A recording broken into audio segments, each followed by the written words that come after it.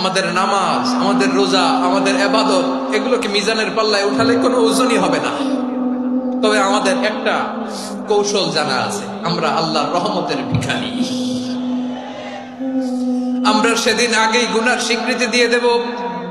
আমরা বলবো, আল্লাহ তুমি প্রশ্ন করার আগে তোমার একটা কথা বলি, আমারে কিছু জিজ্ঞেস করো না, আমি সব করেছি। এমন কোন পাপ নাই যে পাপ আমারে দিয়ে হয় নাই।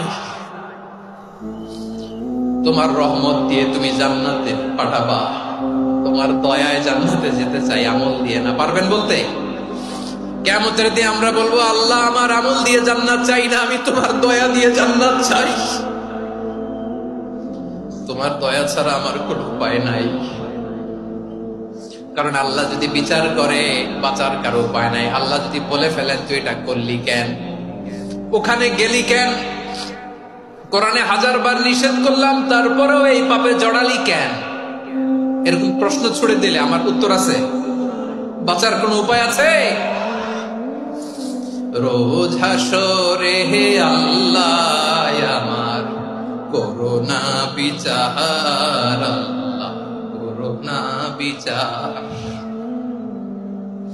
বিচার চাহি না তব দয়া চাই, এ গুনাহগার করোনা বিচার। আপনার আমল দিয়ে জান্নাতে যাবেন? কি দিয়ে যাবেন? আল্লাহর দয়া দিয়ে। আল্লাহর রহম আর দয়া ছাড়া কেউ জান্নাতের চেহারাও দেখতে পাবে না। আমার প্রিয় ভাইরা, এই দোয়া আল্লাহর কাছে পছন্দনীয় হওয়ার কারণ 3টা। দোয়ার প্রথম অংশে আছে তাওহীদ, আল্লাহর একত্ববাদের ঘোষণা। এই দোয়ার দ্বিতীয় অংশ আছে তাসবিহ, আল্লাহর প্রশংসা সূচক বাণী। এই দোয়ার 3 নাম্বার অংশ পাপের স্বীকৃতি। তাহলে আমরা সবাই গুনাহগার। আমরা আল্লাহর কাছে পাপের স্বীকৃতি দিয়ে বলবো, ও আল্লাহ ইন্নী কুনতু মিনাজ জালিমিন, আমরা জুলুম করেছি, পাপ করেছি, অন্যায় করেছি, আল্লাহ বুঝতে পারি নাই, শয়তানের ওয়াসওয়াসায় পড়ে, বন্ধুর পাল্লায় পড়ে, নফসের খায়েশ মিটাতে যে আল্লাহ করে ফেলেছি। তুমি গুনাহ না মাফ না করলে আমাদের গুনাহ মাফ করার দ্বিতীয় কেউ নাই। ঠিক কিনা বলেন? এভাবে অনুতপ্ত হয়ে যদি আল্লাহর কাছে দোয়া করেন, দেয়ালে পিঠ থেকে গেছে, কোন রাস্তা নাই বের হওয়ার, ওই মুহূর্তেও আপনাকে বিপদ থেকে উদ্ধার করবে কে?